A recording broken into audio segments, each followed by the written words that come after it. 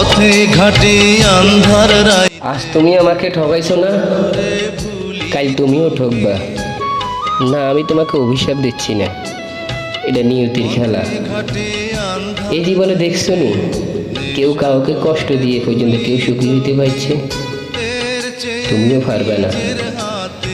কেন বলছি কথা তুমি জানো?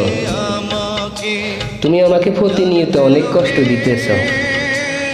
তোমার এবারকার কষ্টে আমার রূহ পর্যন্ত পৌঁছে গেছে, যা আমি সহ্য করতে পারতেছি না। আমি তোমাকে এত ভালোবাসি, তুমি জানার পরও তুমি আমাকে অনেক কষ্ট দিতেছ। তুমি আমার সাথে একটু কথা বলার তুমি সময়ই পাও না। পাইবা কোথায়?